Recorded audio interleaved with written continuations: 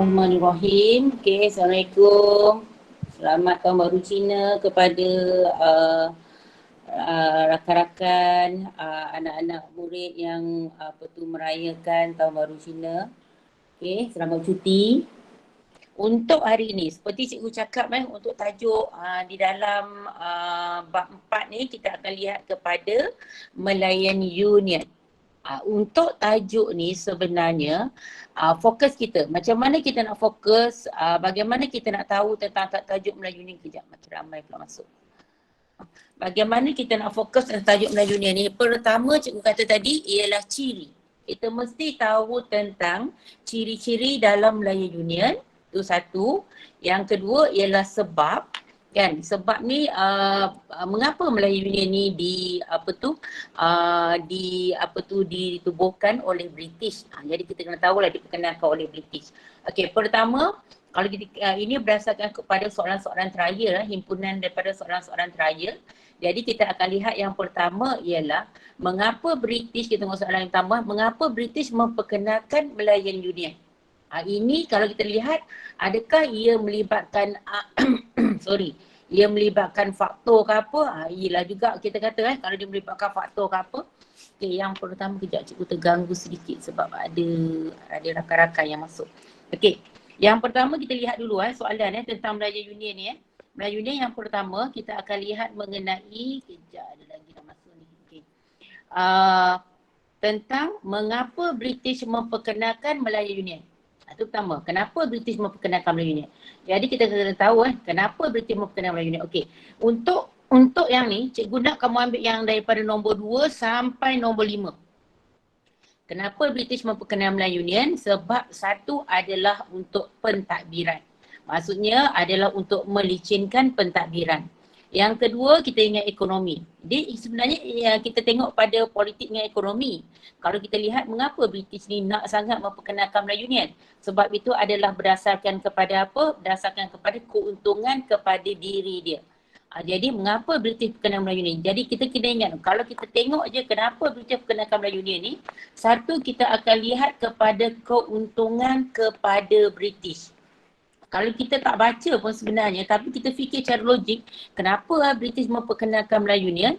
So secara tak langsung sebenarnya kan, kita apa yang menguntungkan? Apa yang menguntungkan British? Okey, yang pertama, cikgu kata tadi melicinkan dia punya pentadbiran dia. Melicinkan pentadbiran. Yang kedua adalah disebabkan ekonomi. Sama ada kita kata meningkatkan ekonomi dia ke ataupun untuk pelaburan ekonomi, sama. Sebab British ni dia mempunyai pelaburan di Tanah Melayu yang sangat banyak di Tanah Melayu ni. Jadi kalau apa-apa yang berlaku yang menyebabkan kita kata kita kata pergaduhan ke, melibatkan ketidak stabilan yang berlaku di Tanah Melayu ni akan menjejaskan pelaburan dia. Jadi kat sini kita lihat pelaburan dia. Kan, satu untuk pentadbiran, yang kedua untuk pelaburan ekonomi dia. Dan yang ketiga ialah untuk pertahanan dia. Untuk pertahanan dia. Dan yang keempat ialah untuk sumber tenaga dia. Maksudnya kat sini dia nak kekalkan orang asing ni sebagai sumber tenaga dia. Kan? Jadi kalau kita katalah mengapa British perkenalkan Melayu Union. Ingat yang pertama, keyword yang pertama kita ingat dia untuk pentadbiran. Kalau kita cerita tentang pentadbiran, mesti kita kata untuk melicinkan pentadbiran dia. Yang kedua adalah untuk ekonomi. Ekonomi ni kita kata untuk melicinkan ekonomi dia ke, untuk pelaburan ekonomi dia ke, semua kita boleh terima. Asalkan kamu ada je keyword ekonomi kat situ. Dan yang ketiga adalah untuk pertahanan dia. Dan pertahanan dan kekalkan sumber tenaga kerja. Kalau cikgu lebih suka ingat sumber tenaga kerja. Kalau sumber tenaga kerja ni kita tahulah ini adalah daripada orang asing yang dibawa masuk ke Tanah Melayu pada waktu tersebut. Ingat kenapa perkenalkan Melayu ni? Untuk keuntungan dia, untuk keuntungan British ni apa? Mestilah licinkan pentadbiran, untuk pelaburan ekonomi dia, untuk sumber tenaga, mengekalkan sumber tenaga kerja dia, iaitu yang melibatkan nak kekalkan orang asing tu berada di dalam Tanah Melayu, dan juga untuk pertahanan. So biasanya kalau soalan macam ni dia nak 2 ataupun 4 markah. Jadi kita ingat keyword yang ni. Kan? Sebab biasanya kalau kita ambil keyword ni insyaAllah kita akan dapat. Okey. Yang kedua, latar belakang. Kalau kita latar belakang penubuhan Melayan Union. Ini secara umum lah.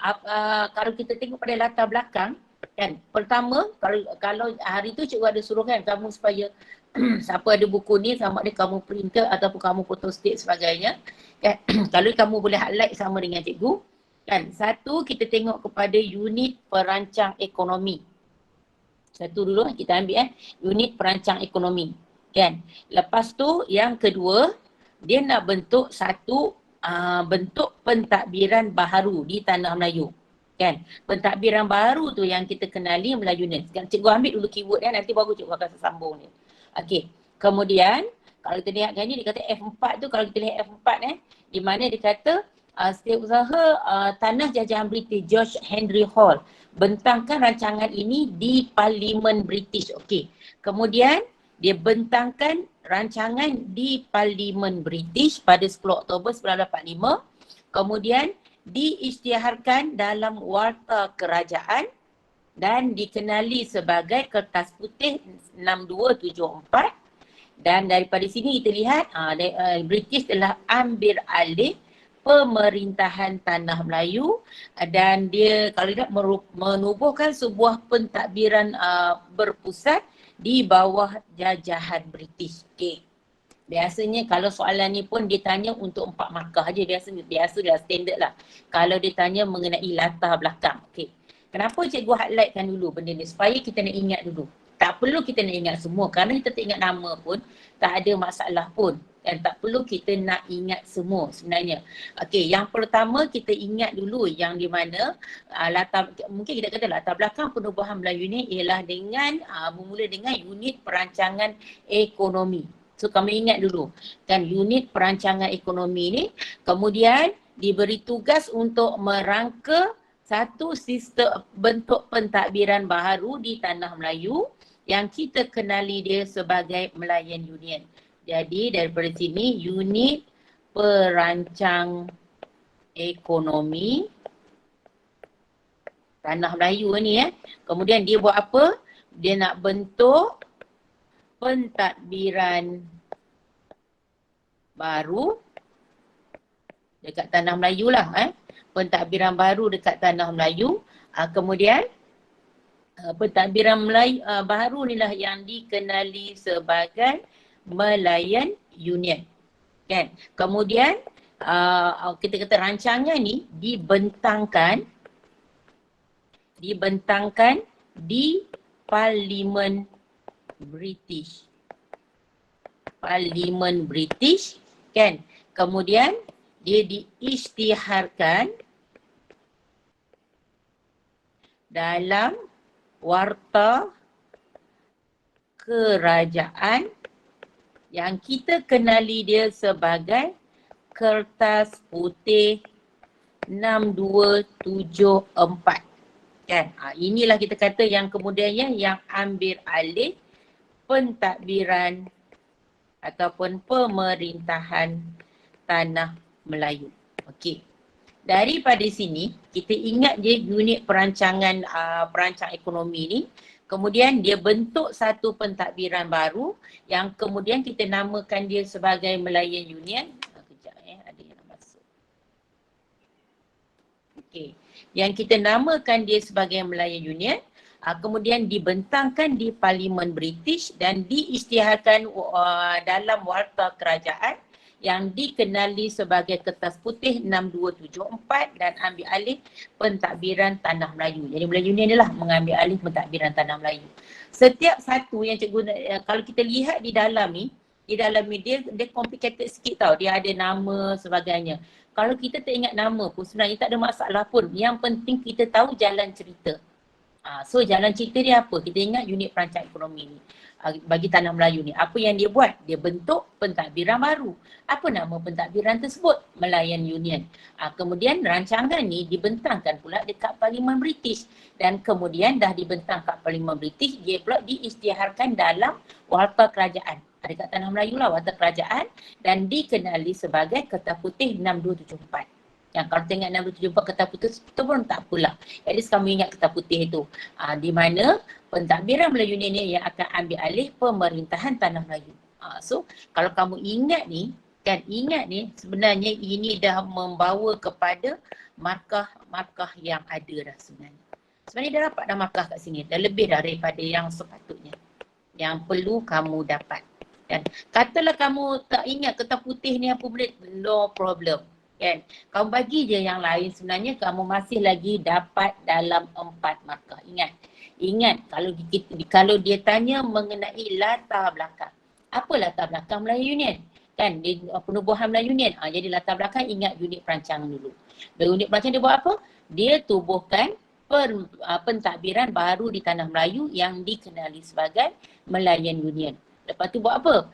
Bentang rancangan ni dekat Parlimen British. Lepas tu isytiharkan dalam Warta Kerajaan yang dikenali sebagai Kertas Putih 6274. Kemudian inilah yang ambil alih pemerintahan Tanah Melayu sebagai sebuah pentadbiran berpusat.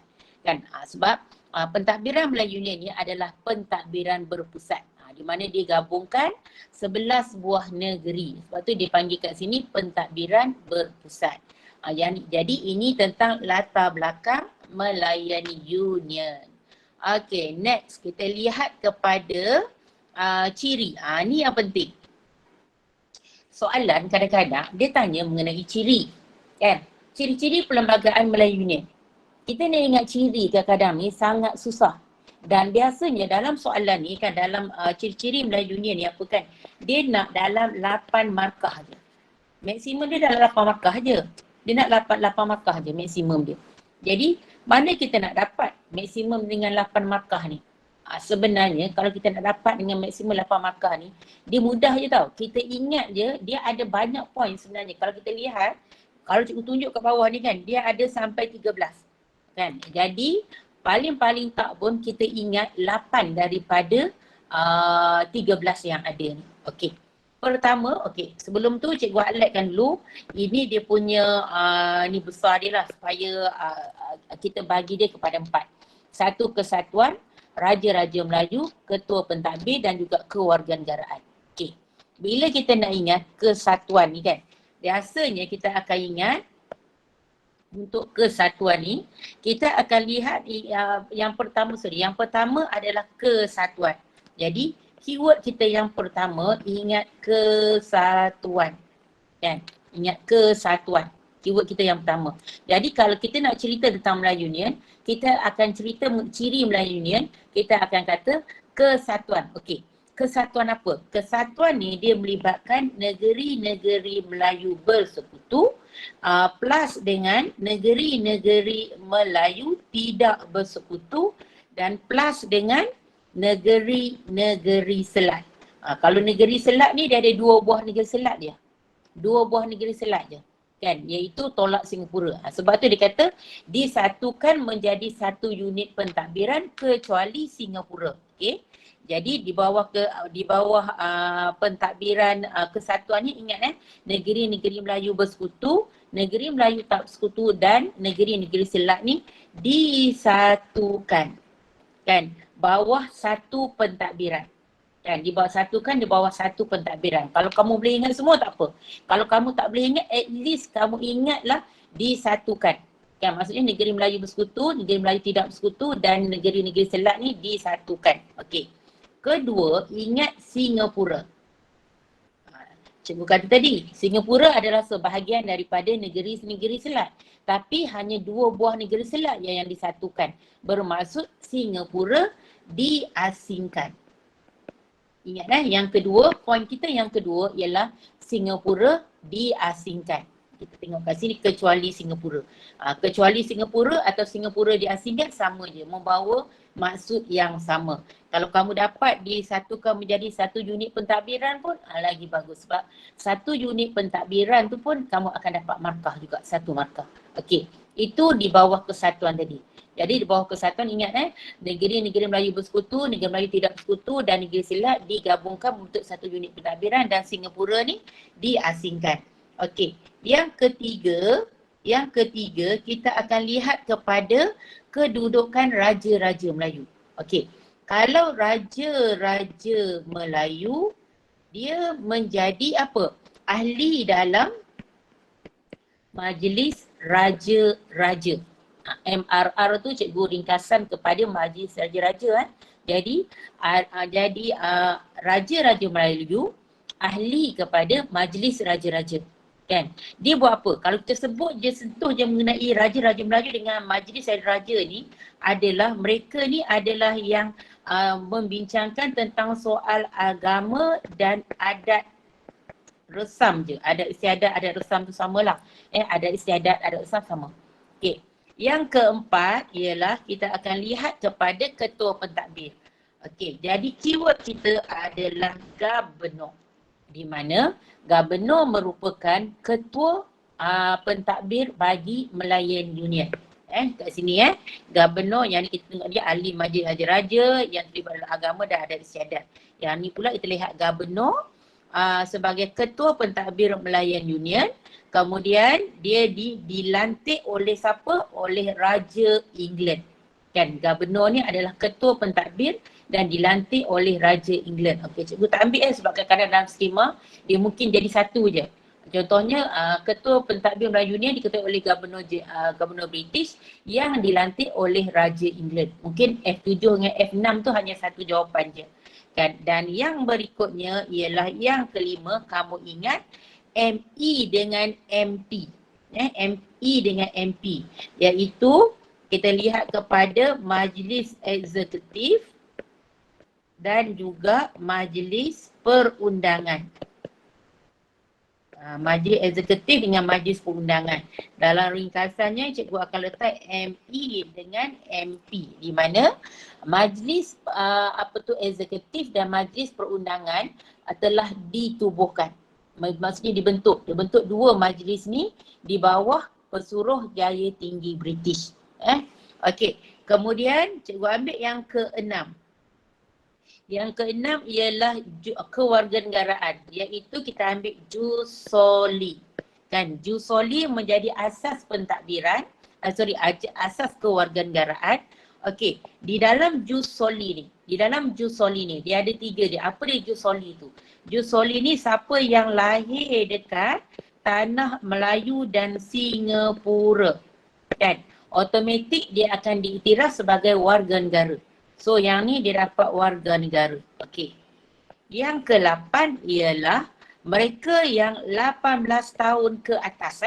Mereka yang umur 18 tahun ke atas. Dan bila kita kata mereka umur 18 tahun di atas ni, mereka ni bermustautin selama 10 hingga 15 tahun, maka mereka pun boleh diberi warga negara. Ingat mereka kalau 18 tahun ke atas, dia bermustautin 10 hingga 15 tahun, dia dapat warga negara. Dan yang ke-9 ialah mereka yang bawah daripada 18 tahun, tapi ibu dan bapanya warga negara, dan ibu bapa warga negara, maka dia pun akan dapat warga negara juga. Sini mereka akan dapat warga negara. Warga negara. Okey. Jadi kalau kat sini, cikgu pecahkan kat sini sebenarnya ada 9 kat sini. So yang pertama, mula-mula yang kita kena ingat ialah keyword dia yang pertama ialah kamu ingat dulu yang besar ni. Iaitu yang pertama ingat kesatuan, ingat tentang Raja Melayu, ketua pentadbir dengan kewarganegaraan. Sebab apa? Sebab daripada sinilah nanti kamu boleh apa? Kamu boleh elaborate dia. Kamu boleh cerita dia dengan lebih lanjut lagi. Ingat mula-mula dalam ciri-ciri Melayu ni, ingat dahulu 4 ni Ingat dulu kesatuan. Ingat dulu yang besar dulu. Kesatuan. Yang kedua tentang Raja-Raja Melayu. Yang ketiga mengenai ketua pentadbiran dia siapa? Ketua pentadbir. Dan yang keempat ialah tentang kewarganegaraan. Lepas tu baru kita akan cerita. Kan di bawah kesatuan kita akan sebutlah kat sini. Di mana negeri-negeri Melayu bersekutu, negeri Melayu tidak bersekutu, negeri-negeri Selat disatukan di bawah satu unit pentadbiran. Lepas tu kita kata Singapura diasingkan. Atau kita kata kecuali Singapura. Boleh, dua-dua boleh. Kan asalkan keyword kat sini ada kesatuan, ada Singapura di bawah kesatuan tersebut. Okey, tentang Raja-Raja Melayu pula. Kalau Raja-Raja Melayu ni kita akan ingat, okey, apa peranan Raja Melayu ni? Di mana dia jadi ahli kepada Majlis Raja-Raja. Apa tugas dia? Hanya berkuasa dalam agama dan adat istiadat Melayu sahaja.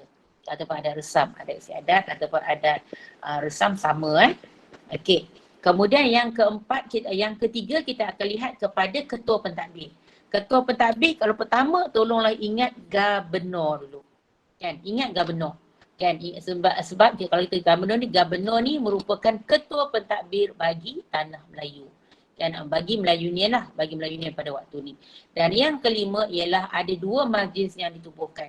Iaitu satu majlis eksekutif dan yang kedua ialah majlis perundangan. Kan? Ini pembentukan majlis eksekutif dan juga majlis perundangan yang berada di bawah kawalan Pesuruhjaya Tinggi British. Dan yang keenam adalah kita tengok kepada kewarganegaraan. Kewarganegaraan ingat jus soli. Melayu ni terkenal dengan jus soli. Apa dia jus soli? Jus soli ni ialah mereka yang lahir saja kat tanah Melayu atau Singapura otomatik dapat warga negara. Apa lagi? Dalam jus soli juga dinyatakan kat sini kalau mereka yang lahir 18 tahun ke atas, mereka yang berumur 18 tahun ke atas, dia duduk dekat tanah Melayu ni 10 hingga 15 tahun, maka dia dapat warga negara. Mereka yang bawah umur 18 tahun pula, mak bapak dia warga negara, automatik dia dapat warga negara.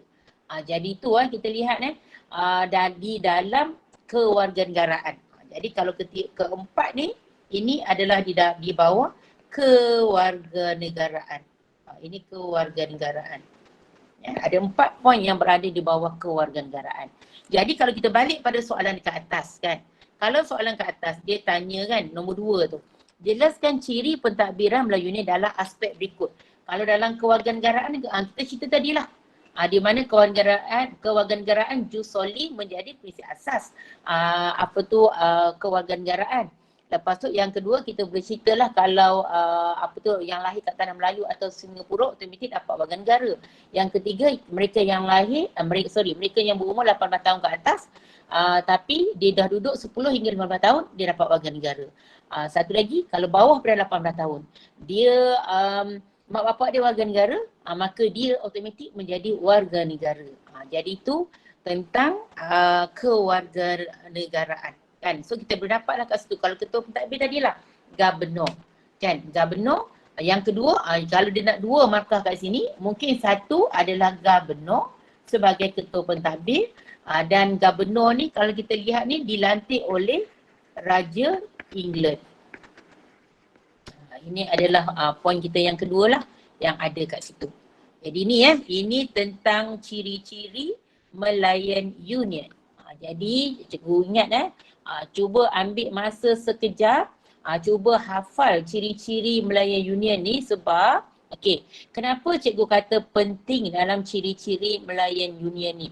Sebab kalau kata soalan dia naik kan, mungkin dia tanya tentang soalan kebat bila kita tahu mengenai ciri-ciri Malayan Union ni, dia akan membantu kita menjawab soalan kebat.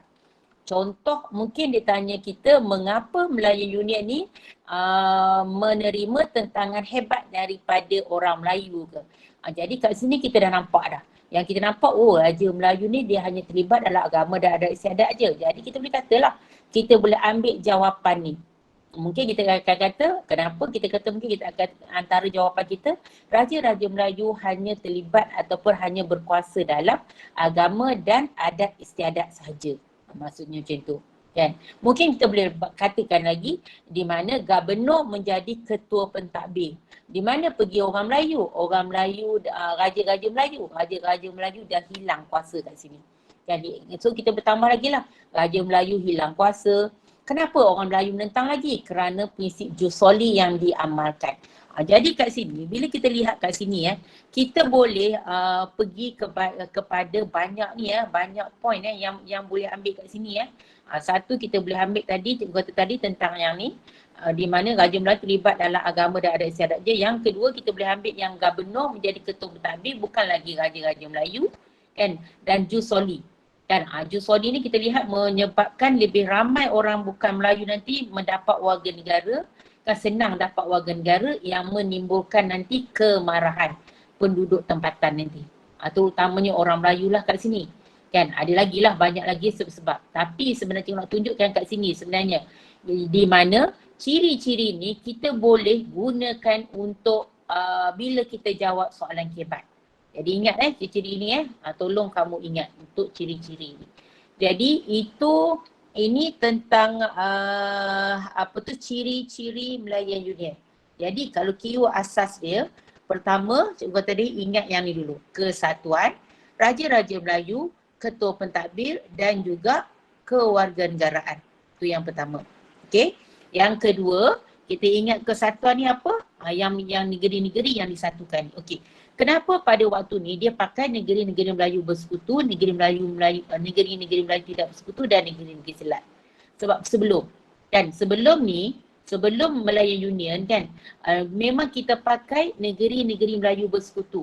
Sebab tu bila Persekutuan Tanah Melayu 1948 nanti, kita hanya sebut negeri-negeri Melayu je. Kita dah tak sebut dah negeri Melayu bersekutu ke negeri Melayu tidak bersekutu, kita tak sebut dah. Sebab dia dah disatukan dah. Waktu tu dia dah jadi satu dah pada waktu ni. Ingat so boleh ingat tak ni? Ingat yang penting yang ni ingat dahulu. At least mesti ingat dalam. Biasanya kalau untuk ciri, dia tanya 6 ataupun 8 markah. Nasib kamu dia tanya 8. Nasib kamu ni dia akan tanya 6 sahaja. Kan untuk ciri. Okey. Yang kedua, kita lihat mengapa mereka menentang pelaksanaan Melayan Union. Kan? Ini kita lihat mengapa penduduk tempatan dia menentang Melayan Union. Satu dia kata, ini kita boleh fikir juga secara logik kita sebab dia kata satu adalah pentadbiran dia penjajahan secara mutlak. Sebab dalam Melayu Union ni dia ada, kita dah sebagai tanah jajahan. Sebelum Melayu Union, taraf kita adalah tanah naungan. Tapi selepas Melayu Union, lepas terbentuknya Melayu Union, tanah Melayu telah diiktiraf sebagai tanah jajahan. Kan? Apa beza antara tanah jajahan dengan tanah naungan? Apa beza antara tanah naungan dan tanah jajahan? Okey. Siapa boleh bagi jawapan dekat cikgu dekat ruangan chat je? Apa beza tanah jajahan dan tanah naungan? Kalau kamu tak tahu pun nak beza pun kamu cakap je ruangan chat kamu tak tahu. Yang tahu tu kamu boleh tulis jawapan kamu. Cikgu tunggu 1 minit jawapan daripada kamu semua. Apa beza antara tanah jajahan dengan tanah naungan? Sebelum pembentukan Melayu Union, ini je yang mana cikgu ni kan tu. Cikgu lihatkan tu. Cikgu nak bezakan je. Beza antara kedua ni. Tanah jajahan dengan tanah naungan. Apa beza ni? Siapa boleh bagi? Apa beza dia antara tanah jajahan dengan tanah naungan? Okey, jajahan tanah jajah secara langsung. Okey. Kalau tanah naungan, sebelum kita pembentukan Melayu Union, taraf negeri Melayu adalah taraf dia tanah naungan. Semasa pembentukan Melayu Union, taraf dia adalah tanah jajahan. Kalau tak tahu pun cakap je tak tahu, habis cerita. Jadi cikgu tahulah ada yang tak tahu. Tulis je kat ruangan chat tu.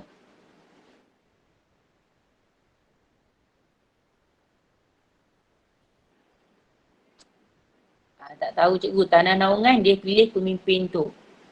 Okey, tanah jajahan penduduk dia tak nak pemimpin tu. Okey, Nur Fatin. Okey.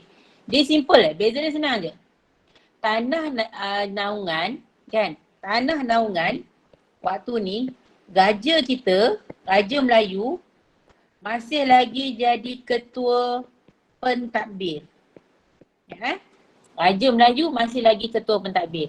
Tanah jajahan ni, dijajah terus tau oleh Parlimen British. Maksudnya dijajah terus, berada di bawah Parlimen British. Maksudnya kat sini raja dah tak ada kuasa. Sebab tu tadi kita tengok antara ciri Melayu Union tadi, raja-raja Melayu hanya jadi ahli dalam majlis raja-raja dan berkuasa dalam agama dan adat istiadat sahaja. Kan? Bermaksud kat sini, okey. Kalau dalam tanah jajahan ni, raja Melayu ni dibuang terus dalam pentadbiran. Tak terlibat langsung di dalam pentadbiran. Raja Melayu tak ada kuasa langsung dalam pentadbiran. Tapi kalau kita tanah Naungan sebelum ni, Raja Melayu masih lagi terlibat di dalam pentadbiran. Walaupun ada penasihat ataupun residen British, tapi Raja Melayu kita masih lagi sebagai ketua pentadbir. Kalau katalah sebelum ni, sebelum Melayu ni kalau kerajaan British ni macam residen nak putuskan contoh nak kutip cukai ke apa kan, dia mesti kena dapat macam tanda tangan daripada Sultan juga. Baru dia boleh kutip cukai tersebut. Akhirnya bermaksud walaupun kita kata macam Sultan ni macam menurut kata residen British, tapi untuk nak menjalankan sesuatu perkara ni kita mesti ada tanda tangan daripada Sultan tu dulu. Kan? Itu untuk naungan.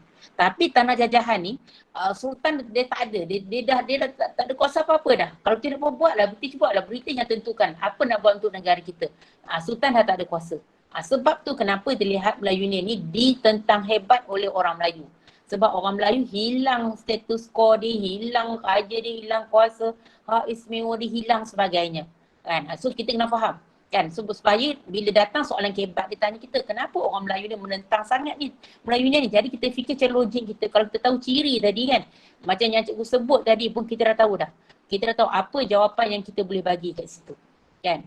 Okey, ada soalan tanya, sekarang ni kita dalam tanah jajahan ke cikgu? Okey, kalau sekarang ni yang mana ni? Kan, sekarang ni kita merdeka tak adalah. Okey, tapi kalau dalam Melayan Union ni, ya, kita berada di sebagai taraf kita adalah tanah jajahan, bukan lagi naungan. Itu nanti diminta balik supaya taraf tanah Melayu ni biarlah taraf naungan, bukannya taraf jajahan. Okey, kemudian membantah tindakan Sir Harriet McMichael. Kita tahu kan di mana Sir Harriet McMichael ni dah dapatkan tantangan daripada raja-raja Melayu ni, dia mendapatkan secara paksaan kan tindakan Sir Harriet McMichael. Raja Melayu dia beri masa tak cukup untuk berundi dengan Majlis Mesyuarat Negeri kan. Itu antara sebab dia. Dan yang keempat, kalau kita lihat kuasa raja-raja Melayu terhakis. Macam cikgu sebut tadi lah. Raja Melayu hilang kuasa semua. Sebab tu kita kata Raja Melayu terhakis. Okey, kemudian kuasa Melayu, Raja Melayu hilang kuasa memerintah, ejaan tu kan. Raja Melayu hilang kuasa memerintah. Kan? Kemudian dia hanya terlibat dalam soal agama dengan adat istiadat sahaja. Kemudian orang Melayu hilang hak istimewa sebagai penduduk asal. Sebab semua orang sama. Dalam Melayu ni semua orang sama. Kan, dia tak ada beza antara penduduk asal maupun golongan pendatang yang lain. Kemudian orang Melayu akan ketinggalan dalam pendidikan dan ekonomi, betul pun yang ni. Kita tengok kesan daripada situ. Kemudian antara sebab lagi adalah jus soli kan, mengancam status quo. Kemudian kedaulatan institusi Raja Melayu terancam. Memang terancam betul lah. Kita tengok sebab Raja Melayu dia hilang kuasa. Raja Melayu terpaksa bermesyuarat dengan pegawai British kan, bermesyuarat dengan pegawai British, sukar nak dapatkan kemerdekaan. Tamadun yang diasaskan oleh Kesultanan Melayu Melaka akan hilang sebab raja-raja Melayu dah terhapus. So Kesultanan Melayu Melaka pun kita kata tamadun yang diasaskan oleh Kesultanan Melayu Melaka pun akan terhapuslah bersama dengan dia. Dan juga kedudukan agama Islam juga terancam sebab zakat ni dikutip oleh gubernur. Padahal kalau zakat ni untuk orang Islam, tapi zakat ni berada di bawah gubernur, maksud dikutip di bawah gubernur. Ini sebab kan, sebab mengapa kalau kita lihat orang Melayu ni ataupun orang tempatan ni, penduduk tempatan ni menentang pelaksanaan Melayan Union kan. Kenapa dia orang menentang? Sebab ni antara sebab-sebab dia. Jadi kita lihat antara kita tengok dalam ciri tadi yang kita hafal tadi. Yang kita hafal, yang kita boleh jumpa di dalam ni ialah di mana kita tengok dekat sini F6 kan. Kemudian mana lagi kita jumpa dekat jus soli Kan? Okey. Yang lain tu kalau kita lihat ni adalah huraian yang berada di bawah dia. Kan di bawah. So bila kita tahu Raja Melayu hanya terlibat dalam agama dan adat istiadat je, ada istiadat Melayu, so kita tahu Raja Melayu hilang kuasa. So itu ada rentetan daripada dia. Kan? Apa lagi? Orang Melayu juga hilang hak istimewa dia. Kan? Rentetan daripada situ. Kan? Status quo orang Melayu pun terancam. Rentetan daripada situ juga. Kalau kedaulatan institusi raja terancam, ia juga rentetan daripada kita kata tadi yang Raja Melayu hanya terlibat dalam agama dan adat resam saja. Kalau kita kata kita tahulah segala kalau kita Raja Melayu tidak terlibat dalam pentadbiran, kau bagi jawapan tu. Itu juga jawapan kamu juga dianggap jawapan kamu betul. Kan? Asalkan dia ada kaitan dengan Raja Melayu ni, betul. InsyaAllah kalau jawapan kamu apa tu ni lah, relevan lah, insyaAllah akan betul. Yang kedua kita tengok pada kita lihat kepada apa F9 tadi, kewarganegaraan. Kan berdasarkan jus soli mengancam status quo orang Melayu. Yang itu antaralah jawapan yang di dalam apa tadi? Di dalam jawapan dekat atas tadi, ciri tadi kita boleh masukkan. Kan? Apa lagi ciri yang kita boleh masukkan tadi? Macam cikgu cakap tadilah. Sama ada kita nak kata gubernur. Mungkin kita kata kat sini mengapa dia menentang pelaksanaan Melayu Union. Kita kata gubernur menjadi ketua pentadbir bukan Raja Melayu. Tetap juga jawapan kamu dianggap betul. Jadi ini untuk jawapan ni dia akan pergi juga kat sini mana-mana jawapan yang munasabah boleh dimasukkan dekat sini. Okey. Jadi itu untuk bagaimana mengapa Melayu Union ni ditentang. Okey. Okey, next kita lihat kepada status quo ni apa cikgu? Okey, status quo ni adalah kita kata hak lah. Status quo ni kita kata hak orang Melayu lah kita kata. Kalau kita tengok kat sini kan, contoh dia kata kat sini mengancam status quo ni, status quo orang Melayu lah ni. Maksudnya hak milik kita, status quo kita, kita punya kepunyaan kita. Status quo ni kita punya kepunyaan kita. Kat sini kan dia ada menyebut tentang status quo, mengancam status quo. Status quo apa? Status quo orang Melayu kat sini. Yang kita kata kita ni adalah penduduk asal. Kan? Itu dia, kita ni adalah penduduk asal. Jadi kat situ kita kata bila kita kata jus soli ni mengancam status quo orang Melayu, kita tahu status quo ni macam mana hak kita, kita yang kita dianggap kita sebagai penduduk asal tu terancam kat situ. Dah tak ada. Sebab dalam jus soli semua orang sama je. Kan? Okay. So kita lihat pula tentang cara penentangan orang Melayu terhadap Melayu Union dan juga reaksi. Reaksi ni kalau kita lihat kita ada dua.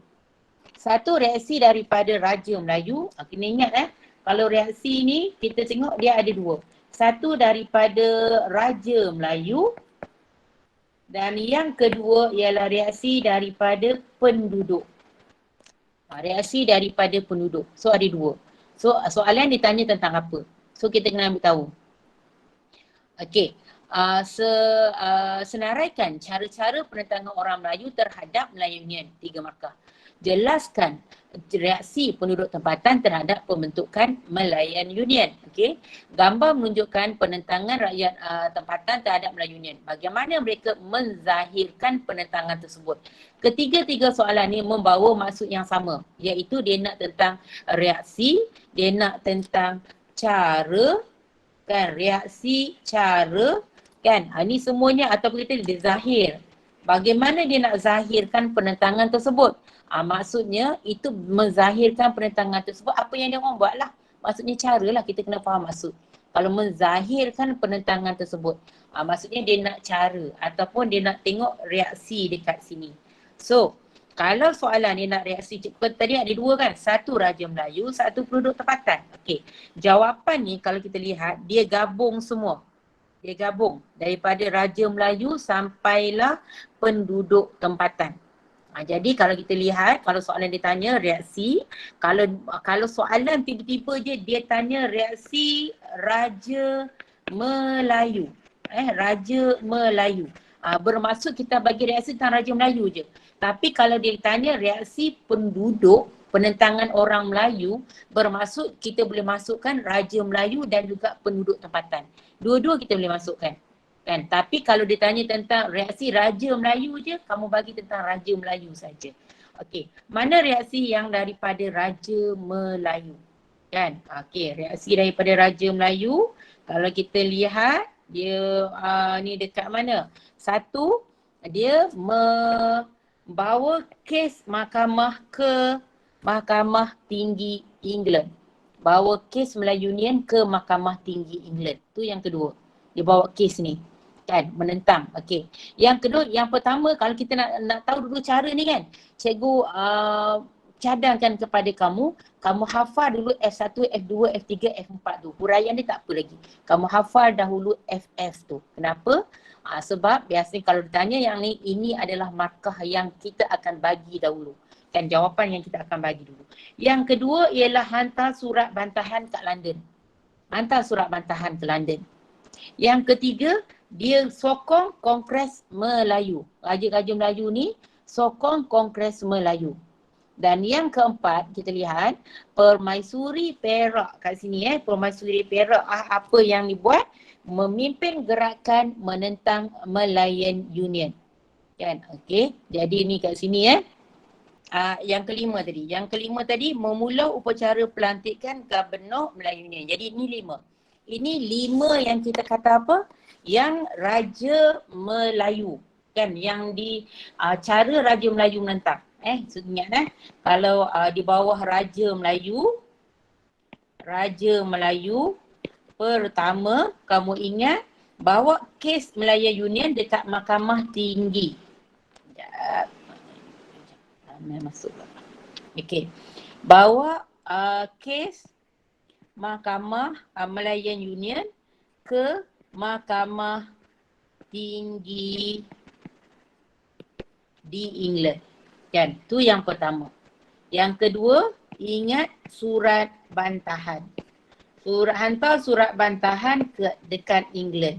Yang ketiga ialah kita akan ingat dia sokong Kongres Melayu. Kongres Melayu. Yang keempat ialah di mana kita ingat Permaisuri Perak. Di mana Permaisuri ni dia memimpin kita kata gerakan menentang Malayan Union dan memulaukan yang kelima, memulaukan kita kata upacara pelantikan Gubernur. Di mana mereka ni tak hadir dalam upacara tersebut. Ini 5. Kan? Kalau kita bagi 5 ni, kalau katalah soalan kan, macam kita balik pada soalan kat atas.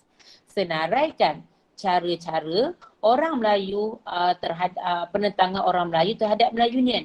Kan? So kamu, dia nak 3 markah kan? So kamu bagi ni 5 poin ni dah dapat 5 markah. Kalau dia nak dalam 8 markah, contoh jelaskan reaksi penduduk tempatan terhadap pembentukan Melayu Union, 6 markah. Kamu dapat je 5 ni dah dapat 5 markah.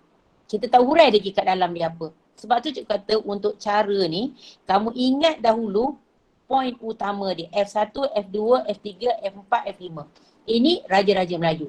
Okey, bagaimana pula dengan penduduk tempatan?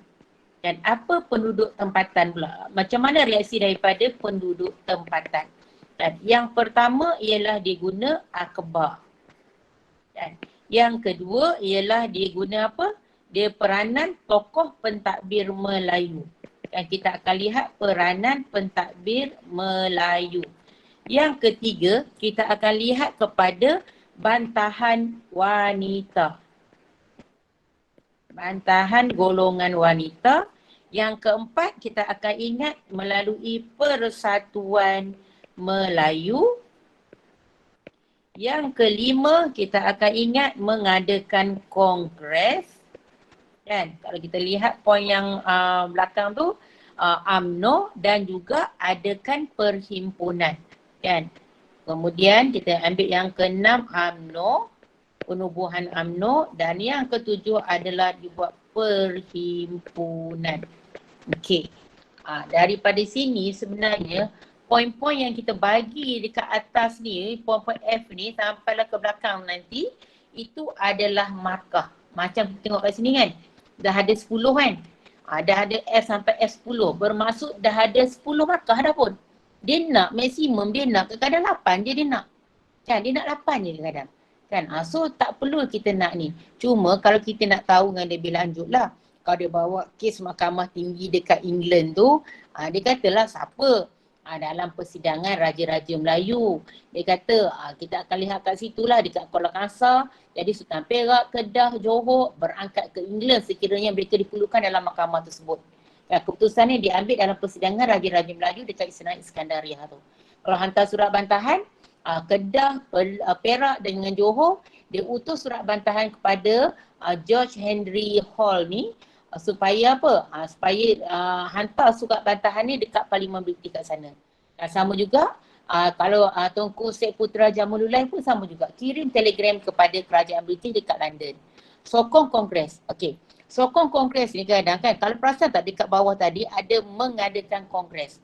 Kalau kita kata antara contoh kalau ayat kita bagi mungkin kita kata cara penentang orang Melayu terhadap Melayu Union ialah mengadakan kongres yang disokong oleh Raja Melayu, ya. Mengadakan kongres yang disokong oleh Raja Melayu. Cikgu bagi sikit ayat dekat sini, ya. Mengadakan kongres yang disokong oleh Raja Melayu. Ni adalah ayat depan ni lagi, Ini cikgu buat ringkasan je, jangan buat macam ni pula. Maksudnya kamu buat ayat yang lengkap lah. Cara penentangan orang Melayu terhadap Melayu Union ialah dengan mengadakan kongres yang disokong oleh Raja Melayu. Cikgu nak tunjukkan kat sini, kalau kita kata mengadakan kongres, kita dah dapat dah tadi. Satu markah kan mengadakan kongres tadi, dia akan pergi tadi dekat S10. So dah ada dapat dekat S10 kat sini. Yang kan, kalau tengok yang disokong oleh Raja Melayu. Disokong oleh Raja Melayu kan. Kalau kita lihat kat sini ada poin di mana Raja Melayu menyokong kongres. So kat sini sebenarnya dalam F3 ni, so kita dapat dalam satu ayat kita dapat dua jawapan. So kongres, kita ingat kongres kita boleh pergi kepada dua. Satu, adakan kongres. Yang kedua, kongres ni disokong oleh Raja Melayu. So secara tak langsung, bila kita ingat kongres, kita ingat satu, adakan kongres. Jangan lupa, adakan kongres. Yang kedua, disokong oleh Raja Melayu. Dah dapat dua markah. Kadang-kadang antara kita kata macam ni, mengadakan kongres. Orang Melayu mengadakan kongres. Dah full stop kat situ. Kan? Padahal, ada lagi jawapan kat situ yang kita boleh bagi secara tak langsung.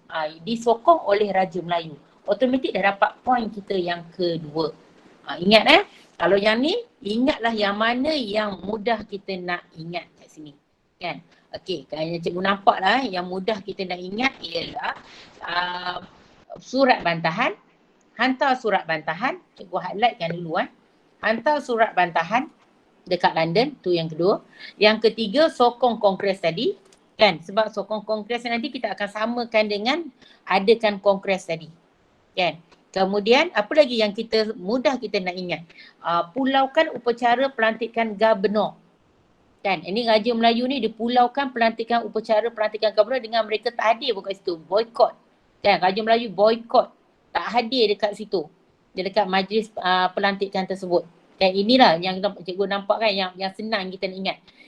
Yang berikutnya yang senang kita nak ingat ialah akhbar. Guna akhbar. Kan? Dia guna akhbar. Tu yang senang kita nak ingat. Yang berikutnya yang kita nak ingat lagi ialah apa yang kita ingat lagi? Bantahan daripada kaum wanita. Ambil je bantahan kaum wanita, siapa kita nak bagi? Contoh kalau kita ingat seorang lah kan. Cikgu Zahra contohnya. Cikgu Zahra Abdullah. Kita ingat seorang cukup. Kita tak perlu nak ingat ni semua nama ni.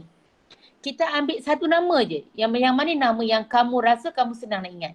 Mungkin kamu ingat nama siapa? Halimatun Abdul Najib contohnya lah kan. So kamu ambil nama dia. Nama siapa yang kamu rasa kamu senang nak ingat kan.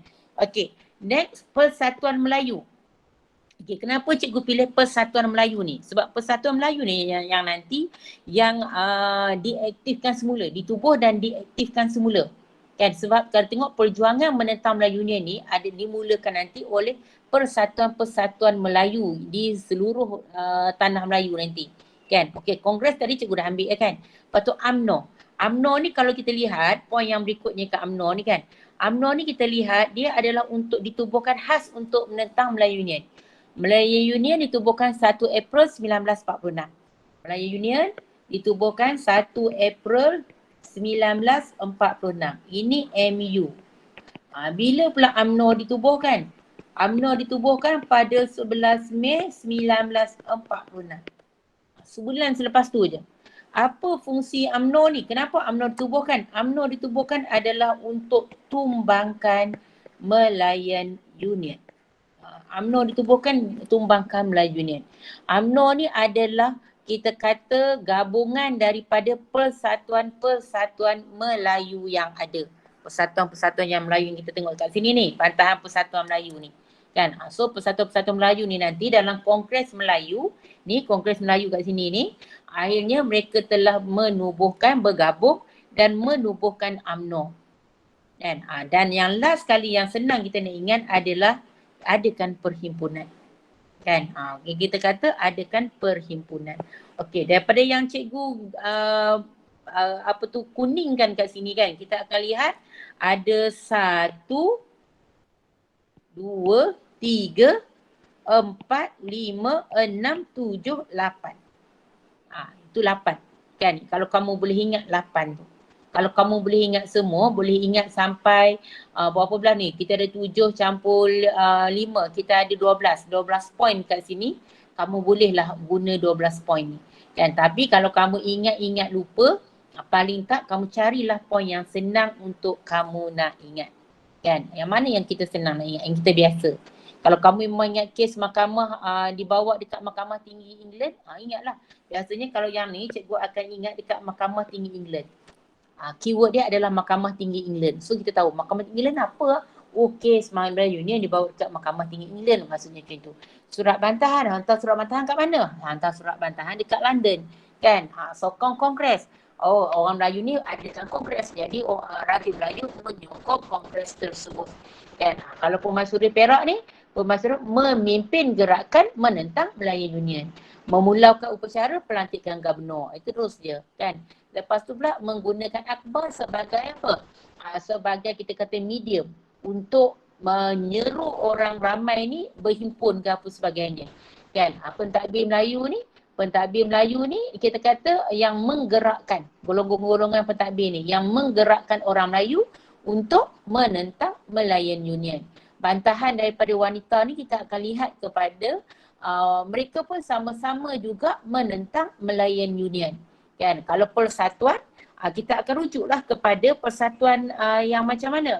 Mengadakan perhimpunan orang Melayu di seluruh dunia, persatuan ditubuhkan dan diaktifkan semula. Ini antara poin-poin yang ada dekat situ.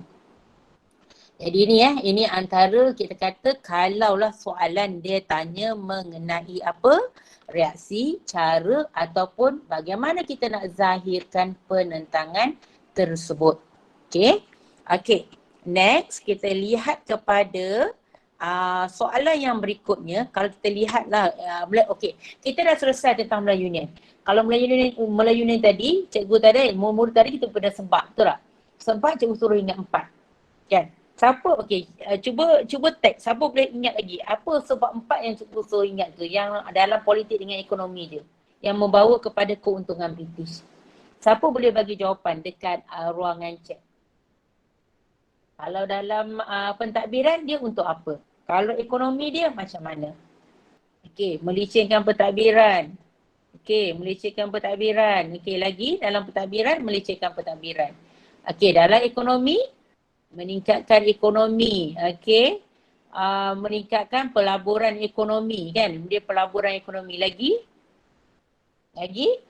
mengukuhkan ekonomi. Lagi kalau dalam pertahanan macam mana tadi? Meningkatkan pertahanan, mengukuhkan pertahanan. Mengukuhkan pertahanan. Satu lagi, yang last tadi tu apa juga kata? Nak mengekalkan apa? Sumber tenaga siapa? Mengekalkan orang asing kan sebagai sumber tenaga. Dan ciri-ciri MU. Kita ada kesatuan, cikgu suruh ingat 4 tu dulu kan. Kesatuan kita ada Raja-Raja Melayu. Lepas tu kita ada Ketua pentadbir. Lepas tu kita ada kewarganegaraan. Okey, bagus. Okey, kalau kesatuan kita nak ingat apa? Kita nak ingat apa kat di bawah kesatuan? Apa yang perlu kita ingat? Kita kena ingat perkataan satu dulu. Kan? Ingat satukan dulu. Satukan apa? Satukan, baru kita boleh ingat negeri-negeri Melayu bersekutu, negeri-negeri Melayu tidak bersekutu dan negeri-negeri selat. Maksudnya digabungkan, disatukan membentuk satu unit pentadbiran. Kan? Satu unit pentadbiran. Yang kemudian apa lagi? Macam mana dengan Singapura? Singapura asing. Kan? Ataupun kecuali Singapura. Bagus. Okey, kalau Raja Melayu kita nak cakap apa kat sini? Keyword dia adalah ahli. Ahli apa? Ahli Majlis Raja-Raja. Kan? Kuasa dia ke atas apa? Sebab kuasa dia hanya terhadap agama dan adat istiadat sahaja. Okey. Ketua pentadbir, siapa ketua dia? Siapa ketua? Okey, Gubernur. Bagus. Okey, dilantik oleh siapa? Gubernur dilantik oleh siapa? Okey, Raja England. Okey. Okey, kewarganegaraan. Okey, sebelum tu lagi, apa lagi? Dia ada dua majlis. Apa nama dua majlis tu? Apa nama dua majlis yang dibentuk? Okey, bagus. Majlis eksekutif dan juga majlis perundangan.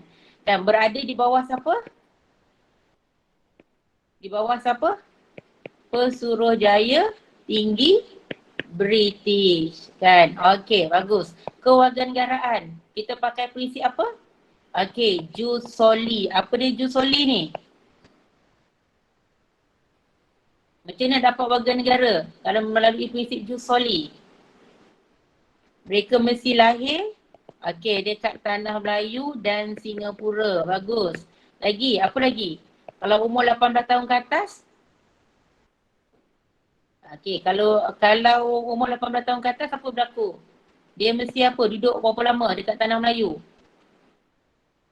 Okey, 10 hingga 15 tahun maka dia dapat warga negara. Kalau 18 tahun ke bawah? Mesti siapa? Macam mana pula dia dapat warga negara? Okey, ibu bapa mesti warga negara. Bagus. Kan? So ini antara kan yang kita ni kan. Dan last kali kan, kalau dalam Melayu Union ni kan, okay, kita balik pada tadi. Cuba senarai, contoh dulu lah kat sini.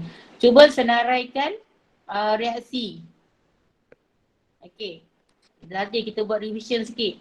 Okey, reaksi penduduk tempatan terhadap Melayan Union. Kalau kita kata reaksi daripada Raja Melayu, kita ambil 5 daripada Raja Melayu. Cuba senaraikan kat cikgu. 5 daripada Raja Melayu. Cuba senaraikan kat ruangan chat.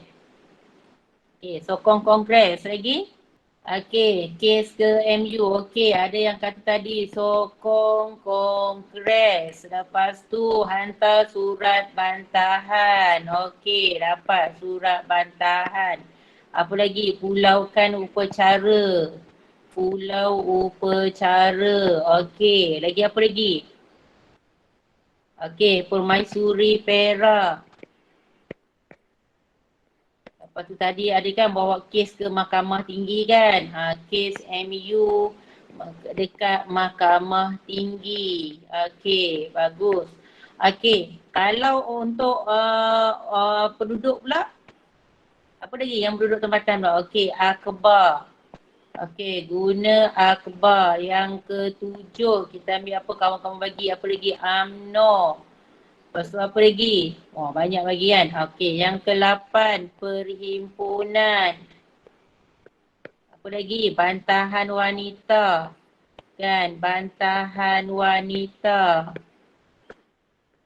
UMNO. 10, UMNO. Apa lagi? Persatuan Melayu. 11, Persatuan Melayu. Okey, apa lagi? Perhimpunan dah. UMNO apa lagi kita letak? Kongres. Kan, 12. Kongres. Okey, good. Kan? So kalau yang ni kamu ingat ni kan, dah dapat dah ni sebenarnya, dah dapat dah, kamu dah boleh. Cuma yang penting bila dalam exam yang sebenar, buat ayat yang lengkap sahaja. Tu je, tugas kamu buat ayat yang lengkap. Jangan sesekali ada kan surat bantahan, jangan buat macam tu je. Kan, kita buatlah ayat. Buat ayat ni maksudnya macam kamu buat karangan dalam bahasa Melayu lah. Tapi kita tak adalah petik kata bahasa ke apa. Cuma ayat kamu ayat yang lengkap. Ayat simple pun tak apa. Asalkan nampak ayat kamu ayat yang lengkap. Demonstrasi. Okey. Apa maksud demonstrasi? Demonstrasi ni adalah macam kalau kata ada bantahan. Ada bantahan secara beramai. Orang yang keluar pergi dekat tengah-tengah jalan tu, orang yang beragak ramai-ramai dekat tengah jalan kan, itu demonstrasi lah. Kan, kalau macam sekarang kita tengok macam dulu adalah macam yang tentang kerajaan apa berada kan, apa tu panggil tu, perhimpunan bersih lah, apa benda sebagainya kan, itu sebenarnya demonstrasi lah kan. Demonstrasi yang dulu, demonstrasi ni biasanya dekat tanah Melayu ni kita buat secara aman, kita tak buat secara rusuhan. Maksudnya bila contoh nantilah kita belajar yang akan datang nanti kan, bila dekat Sultan Ahmad tengok Riz dengan gamers datang nanti, Riz video dengan gamers datang nanti, tengok orang ramai pun keluar beramai-ramai di sepanjang jalan nak menunjukkan bantahan terhadap Melayan Union. Maka ini kan spanduk lah sebagainya yang kita tak nak Melayan Union. Itulah demonstrasi. Cuma demonstrasi kita secara aman. Kita tak ada menggunakan senjata ke apa benda, tak ada. Kita demonstrasi kita dengan gunakan spanduk je secara aman. Itu maksud demonstrasi. Maksudnya kita membantah tapi secara aman, secara beramai-ramai. Macam rapat umum lah. Samalah demonstrasi rapat umum tu, samalah keadaan yang samalah berlaku kat situ. Okay. Okay. So kita tengok kepada next lah. Yang ni kita tengok pula dekat Sarawak. Jadi kita lihat dulu dekat Sarawak dulu. Kan, kita lihat soalan yang berikutnya, mungkin dia tanya kita mengenai Sarawak, mengapa British menjadikan Sarawak sebagai tanah jajahan dia. Kan, antara sebab yang lain ni kita kata faktor lah yang menyebabkan Sarawak ni menjadi tanah jajahan British. Okey, kalau kita lihat tajuk yang pertama ni, untuk soalan yang pertama ni, dia kata okey cikgu pergi, yang ni cikgu pergi lagi sikit, cikgu nak pergi yang soalan yang berikutnya tu. Dia kata untuk kepentingan hal ehwal dia, memanglah atas kepentingan ekonomi dia, kemudian atas desakan Warner Group supaya serahkan, memang dia pun desak Warner Group untuk serahkan. Nanti tengok poin yang dekat bawah nantilah. Kan ini desakan ni juga, okey, kita akan lihat nanti juga desakan British, kemudian berpendapat mereka yang hanya mampu untuk memajukan semula ekonomi Sarawak. Sebab kita kena ingat ini selepas Perang Dunia Kedua. Selepas Perang Dunia Kedua di Sarawak pun, Sarawak dipimpin oleh keluarga Brooke. Ceritanya selepas Perang Dunia Kedua, keluarga Brooke ni dia tak ada duit untuk nak membangunkan balik keadaan ekonomi dekat Sarawak tu. Sebab tu British desak keluarga Brooke ni untuk serahkan Sarawak ni kepada British pada waktu ni. Jadi tengoklah untuk kepentingan ekonomi dia, sebab yang ni dia pergi menjurus kepada umum juga dia mungkin tanya ni pun pada macam pada soalan kebat jugalah lebih kurang, tapi yang ni dia khusus kepada pihak British saja. Sebab tu kalau kita lihat kat sini bentuk jawapan dia ni lebih kepada yang memberi kepada keuntungan British saja. Contoh dia kata untuk kepentingan hal ehwal dia. Dia desak keluarga Brooke untuk serahkan Warner Group lah pada waktu ni kan, untuk serahkan Sarawak. Kemudian desakan Britain menyebabkan Charles Warner Group ni serahkan Sarawak. Dan lepas tu bagi mereka yang mampu untuk majukan Sarawak semula. Sebab Warner Group memang dah tak boleh dah nak majukan Sarawak dah. Dia memang dah tak ada duit dah nak majukan Sarawak pada waktu ni. Dan untuk kepentingan ekonomi dia, sebab kalau dia tak ambil Sarawak ni, dia takut nanti keadaan di Sarawak akan lagi terjejas. Sebab dia ada kepentingan ekonomi dekat situ. Pelaburan dia, modal dia, semua ada kat situ. Yang ni yang dia nak jaga. Sebab tu kat bawah dia kata menjamin pelaburan modal dan juga pelaburan dia. Sarawak ni kaya. Kaya dengan hasil bumi kan. Contoh balak dan juga petroleum. Dan potensi dia sebagai pembekal bahan mentah ni memang sangat tinggi lah kat situ. Okey, cikgu nak terus pergi pada soalan yang kedua. Soalan yang kedua ni dia tanya faktor penyerahan. Kenapa Charles Wyner-Brooke ni dia nak serahkan Sarawak kepada British? Ini ada 4. Kan? Ada 4 sebab kenapa dia nak serahkan Sarawak kepada British. Satu, sebab masalah pewarisan tahta. Yang kedua, dia tak nak lantik anak saudara dia, iaitu Anthony Brooke ni.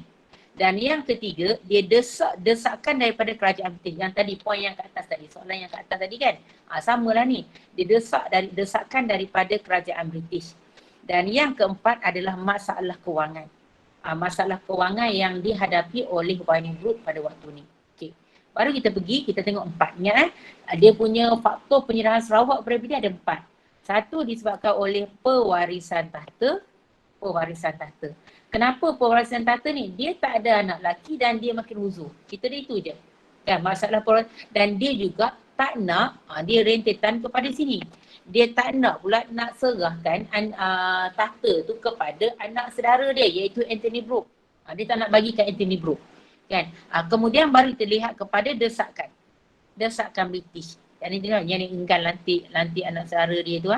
Okey. Kemudian pula kenapa desakan British beria sangat desak Wyner-Brooke ni serah kepada British?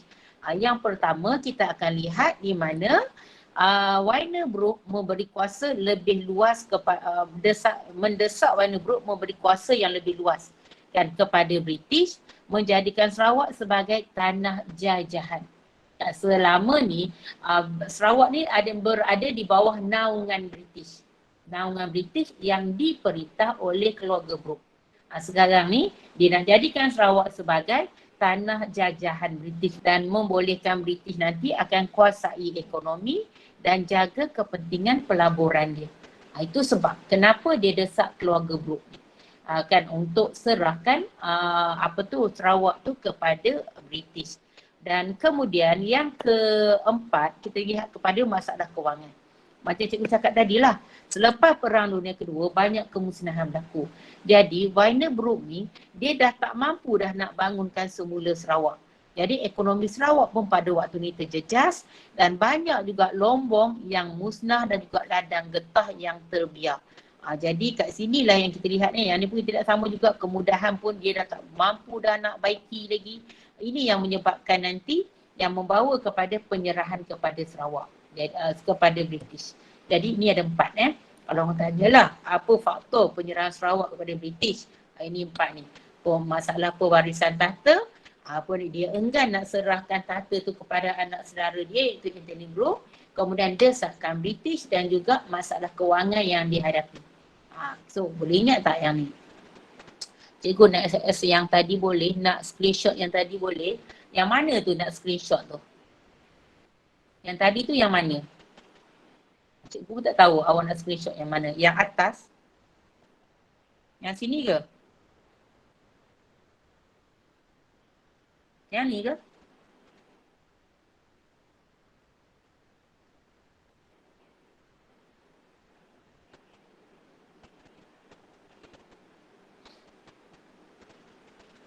Yang ni ke yang mana?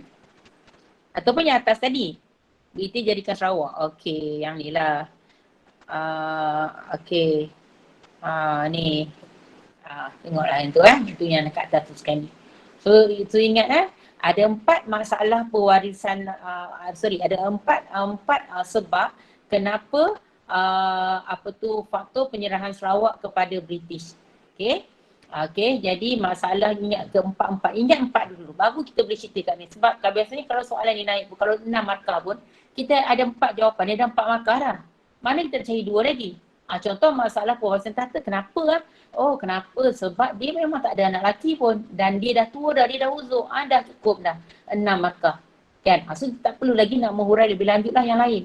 Kan? Kalau kita kata masalah kewangan pun kan, mesti kita kata kenapa berlaku masalah kewangan ni? Kita akan tarik kepada Wyner-Brooke ni tak mampu lagi untuk nak naikkan, nak membangunkan semula Sarawak. Kita bercerita yang tu je. Kalau desakan daripada kerajaan British, kita kata je Sarawak ni nak dijadikan sebagai tanah jajahan British. British nak kuasai ekonomi dan juga untuk jaga kepentingan pelaburan dia. Itu di bawah desakan terhadap kerajaan British. Kalau masalah pewarisan tahta, enggan melantik anak saudara dia, Siapa anak saudara dia ni? Nama dia adalah Anthony Brooke. Kan, itu anak saudara dia. Tak nak nanti anak saudara dia. Okey, itu faktor penyerahan Sarawak kepada British. So kita lihat pula soalan yang berikutnya.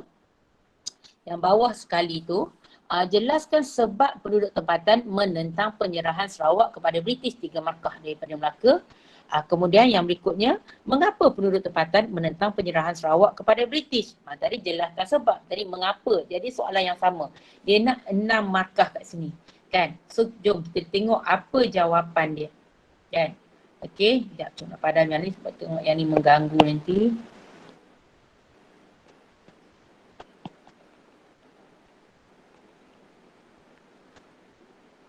Okey. Kan tadi dia katanya mengapa kan, soalan ni kan sebab kan. Kat sini adalah sebab. Mengapa penduduk tempatan menentang penyerahan. Okey.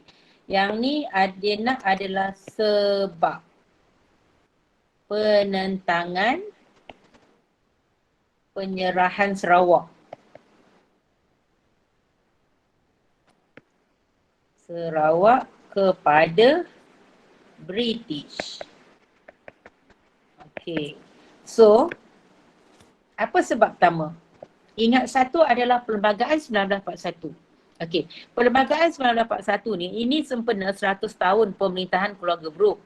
Start dengan James Brooke tu. James Brooke ambil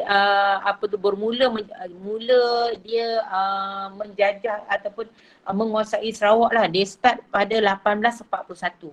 1841 hingga 1941. Sempena 100 tahun, maka pemerintahan keluarga Brooke ni dia keluarkan Perlembagaan 1941. Perlembagaan 1941 ni adalah memberi kemerdekaan pemerintahan sendiri kepada penduduk tempatan. Ini untuk Perlembagaan 1941 sempena 100 tahun pemerintahan Brooke. Jadi, kalau disebab penentangan, sebab tindakan Wainer Brooke ni bertentangan dengan Perlembagaan 1941. Ceritanya ini adalah sebelum Perang Dunia Kedua, sebelum Jepun masuk. Benda ni berlaku sebelum Jepun masuk. Lepas tu Jepun menyerang Tanah Melayu, menyerang Sarawak Sabah dan telah menawan Sarawak Sabah pun ditawan. Lepas tu pula Jepun menduduki Sarawak Sabah, Tanah Melayu semua sampai 1945. Lepas tu Jepun kalah. Lepas Jepun kalah, keluarga Brooke ambil balik. Bila keluarga Brooke ni, Wainer Brooke ni ambil balik, dia berada dalam keadaan kewangan yang sempit tadi, masalah kewangan. Sebab apa? Sebab dia tak mampu nak membaik pulih keadaan ekonomi yang Sarawak pada waktu tersebut. Jadi apa yang Wainer Brooke buat? Wainer Brooke nak serahkan Sarawak kepada British. Jadi tindakan Wainer Brooke ni bertentangan dengan Perlembagaan 1941. Sebab dalam prinsip yang ke-8 ni dikata kat sini, di mana akan memberi pemerintahan sendiri kepada rakyat Sarawak. Jadi rakyat Sarawak sekarang dia claim Perlembagaan 1941 ni diteruskan. Dan menurut perlembagaan ini dia kata penduduk Sarawak akan dibimbing untuk mentadbir negeri mereka sendiri. Ini dalam Perlembagaan 1941. Jadi kita tahu tindakan Charles Wainer Brooke ni telah bertentangan dengan Perlembagaan 1941. Jadi tindakan ini menyerahkan Sarawak padahal telah melanggar prinsip ke-8 ni lah. Okay, itu dia punya ni dia. Okey. Kemudian beliau menafikan hak rakyat penduduk untuk mendapatkan pemerintahan sendiri seperti yang termaktub dalam perlembagaan. Jadi kenapa dia menafikan hak rakyat Sarawak? Kan? Okey, F6 kalau nak Wainer Brooke mengetepikan surat wasiat Charles Brooke. Surat wasiat Charles Brooke. Pemerintahan dia pula James Brooke. Betul Charles Brooke, Charles Wainer Brooke. Kan? Ini antara ni lah dia punya rentetan daripada situlah.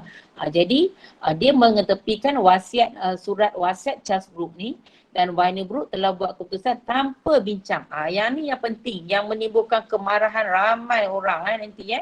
Dia buat keputusan tanpa berbincang dengan Raja Muda iaitu Anthony Brooke dan juga Tuan Muda iaitu Bertram Brooke. Anthony Brooke ni Raja Muda yang sepatutnya Anthony Brooke lah yang akan gantikan Wainer Brooke. Tapi macam kita kata tadilah, antara sebab dia enggan nak lantik Anthony Brooke sebagai ni Tuan Muda. Tuan Muda ni Bertram Brooke ni adalah bapa kepada Anthony Brooke. Akhirnya Anthony Brooke anak saudara kepada Wainer Brooke. Anak kepada Bertram Brooke. Itulah lebih kurang macam itulah. Kan, okey. Kemudian Gerard T. McBrien menggunakan tipu muslihat. Kalau dekat tanah Melayu nak dapatkan nak dapatkan pengesahan ataupun tanda tangan daripada Raja Melayu ialah Sir Harold McMichael untuk Melayu Union. Tapi kalau dekat Sarawak adalah Gerard T. McBrien. Kadang-kadang dalam soalan objektif dia suka tanya soalan ni. Apakah persamaan antara Gerard T. McBrien ni dengan Harold McMichael, Sir Harold McMichael. Kalau kamu jumpa soalan bentuk dalam soalan objektif, persamaan antara mereka ialah mereka menggunakan tipu muslihat untuk dapatkan tanda tangan daripada Raja Melayu. Kalau Harold McMichael dapat tanda tangan daripada Raja Melayu. Kalau Gerard T. McBrien ni dapatkan tanda tangan daripada ketua tempatan ni nanti. Kan, jadi seperti antara yang dapatkan tipu muslihat ni samalah macam Gerard T. Sir Harold McMichael melalui tekanan, desakan, pujukan dan juga sogokan. Dan untuk mendapatkan persetujuan daripada penduduk tempatan. Jadi ini sebabnya kenapa penyerahan Sarawak ni kepada British ni mendapat tentangan daripada penduduk tempatan. Ingat, dia punya ni ambil yang ni dulu. Perlembagaan 1941. Sebab ini nak beri kemerdekaan kepada mereka. Sebab tu tindakan Wyner Brooke ni bertentangan dengan Perlembagaan 1941. Kan? Kemudian dia juga mengetepikan, kalau kita kata tu melanggar prinsip yang ke-8 tadilah, pemerintahan sendiri. Kamu boleh buat dia keyword yang berikutnya adalah kerana dia adalah untuk pemerintahan sendiri kepada penduduk Sarawak. Dan diberitahu kat sini penduduk ni akan dibimbing untuk mentadbir negeri mereka sendiri. Jadi ini bertentangan dengan Perlembagaan 1941. Dan yang berikutnya kita boleh ambil yang ni, menafikan hak rakyat Sarawak tu sendiri. Dan dengan apa lagi, dia mengetepikan surat wasiat daripada Charles Brooke sendiri dan dia tidak berbincang dengan raja muda iaitu Anthony Brooke. Kan? Okey. Watak yang utama kat dalam ni selain daripada Wyner Brooke ialah pegawai yang mengambil tanda tangan daripada ketua tempatan ni iaitu Gerard T. McBrien, iaitu melalui tipu muslihat.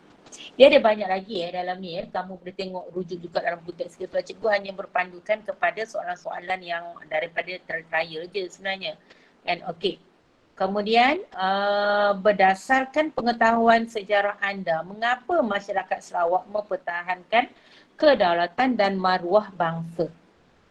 Lalu soalan ni bagaimana rakyat Sarawak mempertahankan kedaulatan bangsa dan maruah bangsa? Dan kedaulatan dan maruah bangsa. Okey, ini ikut logik. Tadi kita tengok tadi, kalau kamu ingat bagaimana cara penduduk tempatan kalau dekat Tanah Melayu kan, kamu boleh ambil curi point tu masuk dekat sini. Kan? Contoh dia bagi kat sini, mengadakan persidangan. Mengadakan persidangan, mengadakan demonstrasi. Nah, kalau kat Sarawak dia ada peletakan jawatan beramai-ramai ni. Sebab bila British melalui gerakan anti penyerahan tu nak kita kata apa nak menghalang pegawai kerajaan ni, pejabat awam ni untuk menentang British. Apa British buat? Dia keluarkan perkeliling nombor 9 tu. Kan, dalam perkeliling tersebut menyatakan orang tempat pegawai kerajaan ni ataupun penjawat awam ni dia tak boleh terlibat di dalam sebarang penentangan. Jadi apa yang berlaku, reaksi daripada situ, ramai penjawat awam yang meletak jawatan secara beramai-ramai. Itu kita kata meletak jawatan secara beramai-ramai. Apa lagi, bantahan daripada kaum wanita dia pun ada juga. Dia juga gunakan akhbar, dia juga hantar surat bantahan dan dia juga menubuhkan Rukun 13 yang ada Rosely Dobbie ni. Yang peristiwa sungkit berdarah tu dalam Rukun 13 lah. Kan? Ini antara dan mana-mana jawapan munasabah. Kalau kamu kata adakan perhimpunan, boleh lagi, boleh diterima lagi jawapan kamu. Kan? Ikut logik akal. Kan? So boleh diterima kat situ. Dan ini antara pilihan jawapan. Kalau ditanya biasanya dia tak ni markah, ini dia bagi kita dah 7 orang. Kan? Persidangan, demonstrasi, letak jawatan beramai-ramai, bantahan golongan wanita, gunakan akhbar, menulis surat bantahan, menubuhkan rukun 13. Kan itulah antara jawapan dia. Okey. Senarai tokoh. Tokoh-tokoh kat Sarawak ni memang banyak lah kalau kita lihat tokoh-tokoh kat Sarawak yang ada ni. Kan mana nama yang senang nak ingat? 4 nama dekat belakang ni, ini adalah mereka yang terlibat di dalam sungkit berdarah tu. Cerita pembunuhan Duncan Stewart tu. Gubernur Sarawak kedua yang dibunuh oleh Rosli Robi. Ini antaralah kita kata yang 4 orang ni yang kemudian mereka semua ni telah dihukum bunuh. Okey, yang lain, yang ni mereka ni yang terlibat dalam persatuan. Kalau Cikgu Lili Ibrahim dengan Hajah Sipah Tunku Osman, Dayang Fauzia, Cikgu Adibah Aboy itu adalah itulah peranan kaum wanita tadi.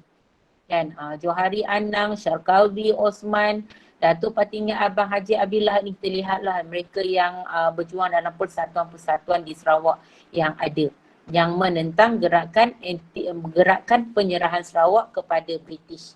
Kan? Okey, ini antara dia. So just nama je, kita nak sentuh banyak sangat kat sini. Kita tengok kepada soalan yang berikutnya. Berdasarkan maklumat di atas, jelaskan bentuk penentangan tersebut. Demonstrasi dengan peletakan jawatan beramai-ramai. Ini yang cikgu cerita tadi sedikit je tadi kan.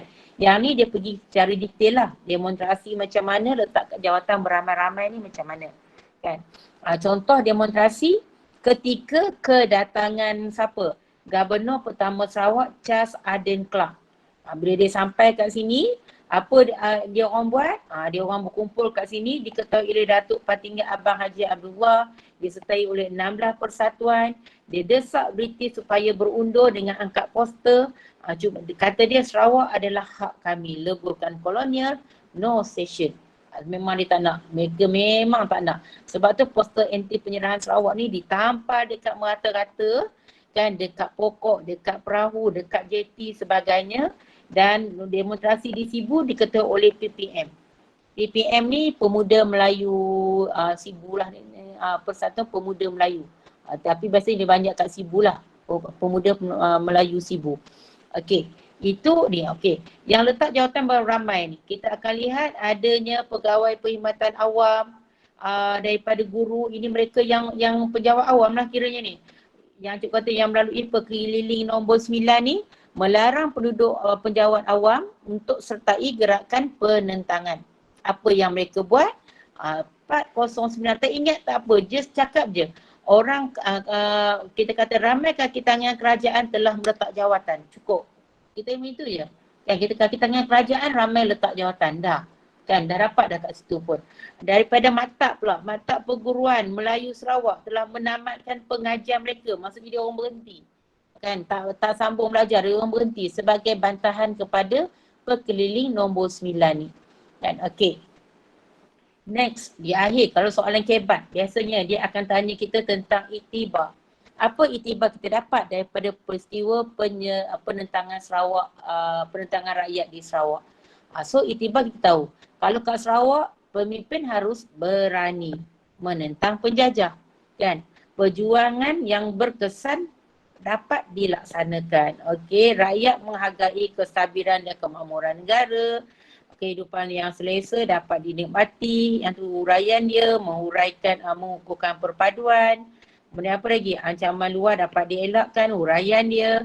Kemudian pemimpin bersedia mempertahankan negara, perancangan strategik dirangka dan mana-mana jawapan munasabah. Cikgu harap kalau untuk soalan iktibar ni, iktibar ataupun kita kata pengajaran, pengajaran. So kamu tahu je jalan cerita dia, insyaAllah kamu akan boleh jawab soalan ni. Bila kita tahu jalan cerita, apa yang berlaku dekat Sarawak, kita tahu okey penentangan berlaku kat Sarawak. Jadi kalau jawapan kita mestilah berani. Kita mestilah merancang strategi. Kita mestilah, kita apa ingat yang kita perlu buat lagi. Kita mesti bersatu padu. Itu antaralah jawapan-jawapan yang seangkatan dengan dia. Okey. Pada pandangan anda, mengapa Raja Melayu dan penduduk tempatan wajar menentang pelaksanaan Melayu Union? Mengapa Raja-Raja Melayu dan penduduk tempatan wajar menentang? Wajar menentang. Kenapa wajar menentang? So kalau kita lihat jawapan yang dia bagi kat sini, sebab apa? Sebab kita tengok pada Melayu Union ni dia menggugat kedudukan tanah Melayu. satu bentuk penjajahan mutlak seperti yang jawapan kita tadi. Sultan hilang kedaulatan, Sultan hanya menjadi ahli majlis saja raja, berkuasa dalam agama. Dan Herod mereka mendapatkan tanda tangan secara tidak sah. Kemudian apa lagi? Diperdaya oleh Mac Michael ni. So ikut je. Yang ni adalah mana-mana jawapan yang munasabah. Kamu tahu je tentang Melayu Union tadi. So ciri-ciri dalam Melayu Union kamu boleh bagi jawapan kat sini. Kan? Kalau tengok ini semua yang ada dalam ciri-ciri Melayu Union. Jadi jangan risau, jangan takut. Kalau katalah soalan kat atas, dia mungkin tanya mengenai ciri-ciri Melayu Union. Soalan kat bawah, dia mungkin tanya mengapa Melayu ni ditentang hebat kan oleh orang Melayu sebagainya kan. Jadi jangan kamu ni kan, oh jawapan ni dah letak kat atas, jadi takkan nak letak lagi jawapan ni kat bawah. Boleh. Boleh jawapan ni boleh diletakkan dekat bawah. Kita boleh ulang balik jawapan tu kat bawah. Dia membawa kepada itu section yang lain. Jadi kalau nantilah kalau tengok terutama dalam ciri post 1957 tu, 1948 tu, semua ciri itu boleh dimasukkan dalam soalan untuk kepentingan kan. Okey. Next kita lihat pelaksanaan Melayu Union. Okey. Seandainya anda pemimpin sebagai semasa pelaksanaan Melayu Union, beri sure untuk menambah baik Melayu Union. Dia suruh kita pula bagi sure kalau kita nak menambah baik Melayu Union. So apa? So kita tahu Melayu Union ditentang sebab apa. Jadi kita bagilah sure yang tu. Contoh, berasaskan tradisi Kesultanan Kerajaan Melayu, mengekalkan kuasa Raja Melayu. Kita letaklah balik Raja Melayu mempunyai kuasa tertinggi ke, kita bagilah apa-apa. Melibatkan, kalau kita nak letak kat sini kedudukan istimewa, unsur tradisi dimasukkan, syarat kewarganegaraan diperketatkan, berkebolehan bahasa Melayu. Contoh, kita bagi. Apa saja cadangan kita, asalkan munasabah akan diterima. Ingat apa je cadangan kita yang munasabah akan diterima.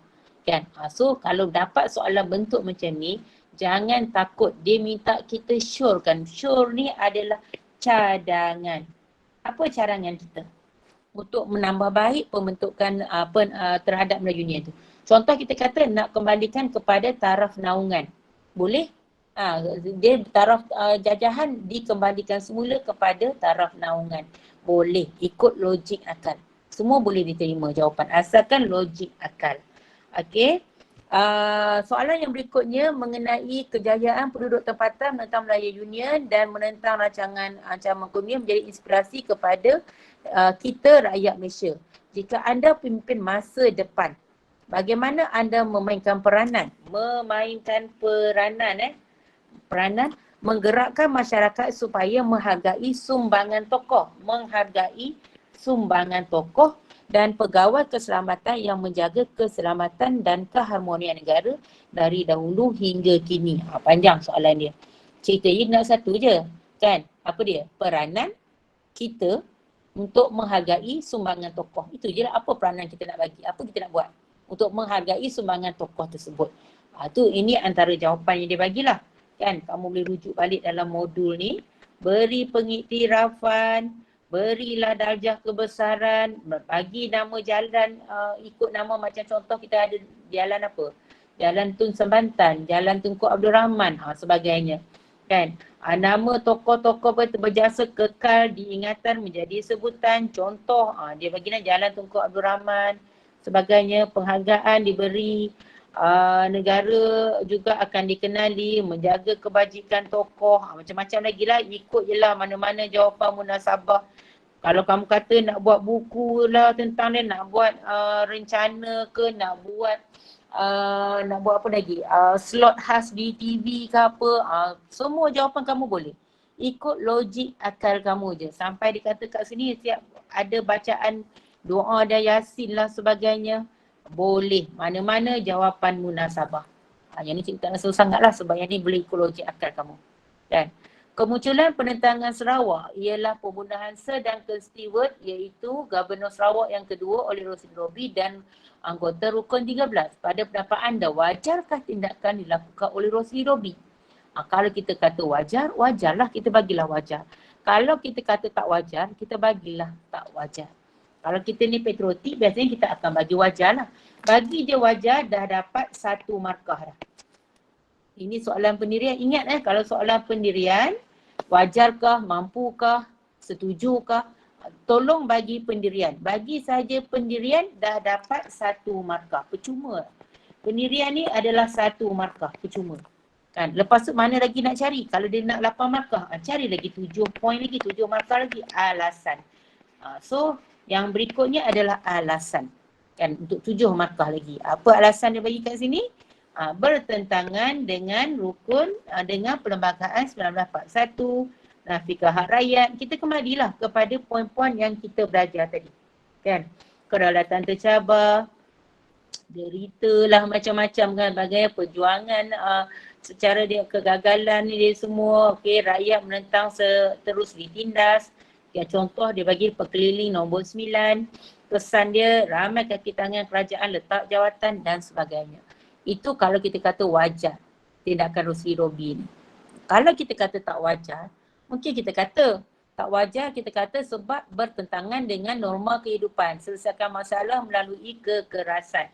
Dua-dua jawapan boleh diterima boleh diterima kalau pendirian. Tapi lepas tu kamu kena bagilah sebab dia. Kan apa sebab dia? Mungkin kita kata nanti okey, ambil hak orang lah, kesan buruk lah kepada diri lah, ditangkap kemudiannya, perjuangan dia nanti terhenti disebabkan peristiwa tersebut, menindas gerakan inti penyerahan antara tindakan British yang berikutnya nanti. Kan kemudian banyak kita kata pejabat-pejabat di mana PPM, PKMS semua telah ditutup dan berakhir membawa kepada berakhirnya penentangan di Sarawak. Itu contoh kalau kita nak bagi jawapan tidak wajar. Kan? Okey, soalan kebat yang berikutnya. Pada pendapat anda, bagaimana kita boleh mengelak pelibatan kuasa luar di negara kita? Ikut logik kita lah. Apa kita nak buat kalau kita nak elakkan penduduk luar, orang luar, kuasa luar di negara kita? So, kalau kat sini, bagaimana kita boleh mengelakkan kuasa luar di negara kita? So, apa yang kita buat? Buatlah hubungan baik, hubungan diplomatik. Bila hubungan diplomatik kamu berbuat baik dengan semua negara, dapat lagi jawapan kat situ. Kita adakan hubungan dengan negara serantau, kita tingkatkan penguasaan dalam ilmu pengetahuan, kan? So ingat tak, cikgu pernah cakap, cikgu pernah bagi dalam kelas sebelum ni di mana ada stok kebat kan, jawapan kebat kan. Ingat balik stok jawapan kebat tersebut. Dan jawapan kebat tersebut. Masih ingat jawapan kebat tersebut? Siapa masih ingat kalau kita nak relate dengan soalan ni? Bagaimana kita boleh mengelak pelibatan kuasa luar di negara kita? Ada bagi respon? Ada siapa yang ingat tak? Ada yang tengok tak video cikgu yang sebelum ni? Pertama, kuasai ilmu pengetahuan. Ini hafal lah benda ni. Kalau kamu baru masuk hari ni ke apa kan, tolong hafal benda ni. Yang kedua, kuasai pelbagai kemahiran. Yang ketiga, kuasai sains dan teknologi. Ilmu pengetahuan ni akan lahir golongan intelektual. Tenaga mahir ni akan lahir golongan tenaga mahir. Kan? Sains dan teknologi ni akan lahirkan inovasi dan R&D. Daripada sini ada 7. Bila kita balik kepada sini, bagaimana kita boleh mengelak pelibatan kuasa luar di negara kita?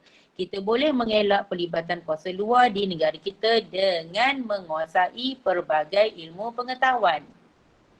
Malah dengan penguasaan ilmu pengetahuan akan dapat melahirkan ramai golongan intelektual di dalam negara kita yang seterusnya dapat menjamin apa? Kedaulatan negara kita. Kan? Seterusnya, kita juga perlulah menguasai pelbagai kemahiran. Dengan adanya kemahiran ini akan dapat melahirkan lebih ramai tenaga mahir di dalam negara kita. Kan? Lagi, selain itu, kita juga perlu menguasai sains dan teknologi. Dengan adanya sains dan teknologi akan dapat akan membawa kepada berlakunya pelbagai inovasi di dalam negara kita ataupun ciptaan-ciptaan baru di dalam negara kita. Malah penyelidikan akan lebih banyak diadakan di dalam negara kita yang seterusnya membawa meningkatkan imej negara kita. Contoh, itu jawapan yang cikgu bagi berdasarkan kepada stok jawapan KEBAT ni. Tapi kalau kita ada lagi poin yang lain, contoh yang ni lah. Selain itu kita tahu, kita mestilah menguasai mengadakan hubungan diplomatik. Kita mestilah memperkuatkan sistem pertahanan negara kita. Kan kita mestilah bersatu padu. Kita mestilah menyertai pertubuhan-pertubuhan antarabangsa yang ada. So kamu boleh masukkan. Jadi kalau kita ikut yang ni 1, 2, 3, 4, 5, 6, 7. 7 jawapan ni pun boleh dimasukkan bersama-sama dengan jawapan yang ada kat sini. Kan? Ini jangan cikgu bagilah. Hafal je benda ni, ada 7 dah. Ada 7 dah jawapan. Mana lagi nak cari lagi yang lain? Carilah lagi untuk nak cukupkan dia 8. Sebab kalau dia nak 8 markah bermaksud at least cari dalam 8 poin kat situ. Kalau kat sini nak 4 je. Tapi biasakan diri kita cari untuk 8. Sebab apa? Sebab 8 itulah yang kamu akan dapat markah nanti. Okay.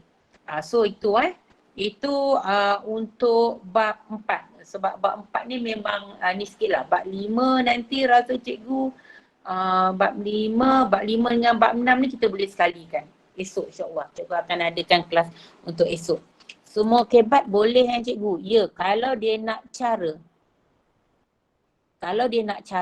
Kalau soalan ada contoh, mungkin dia nak bagaimanakah kita contohlah bagaimanakah sejauh manakah negara kita kalau nak cara ataupun langkah, apakah peranan yang perlu anda lakukan untuk memajukan industri negara kita. Contoh, dia berkaitan dengan industri. Kita boleh guna yang ni juga. Kalau dikatakan untuk memajukan pertanian dalam negara kita pun, kita boleh guna jawapan yang ni juga. Contoh mungkin kita kata kalau dalam perindustrian mungkin kita akan kata meningkatkan ilmu pengetahuan dalam bidang perindustrian. Kalau dalam pertanian meningkatkan ilmu pengetahuan yang berkaitan dengan berkaitan dengan pertanian. Macam tu, kita boleh buat macam tu. So tak ada masalah, kita boleh sesuaikan ikut keadaan semasa. Kalau pertanian nanti, kalau kita inovasi, mungkin kita akan kata penggunaan drone untuk apa? Untuk menabur baja ke apa benda sebagainya. Contohlah, ataupun untuk mengawasi makhluk perosak ke apa. Itu untuk pertanian. Dan kalau untuk industri ke apa, mungkin kita kata inovasi dengan penggunaan robot ke apa benda ke untuk memastikan kualiti lebih terjamin ke apa benda sebagainya. Itu contoh yang cikgu boleh bagi. Kan, yang kita boleh kaitkan. Ini contoh KEBAT lah, stok KEBAT. Untuk yang ni hanya untuk langkah. Ditanya kita tentang langkah. Bagaimanakah kita nak mengekalkan kedaulatan negara kita?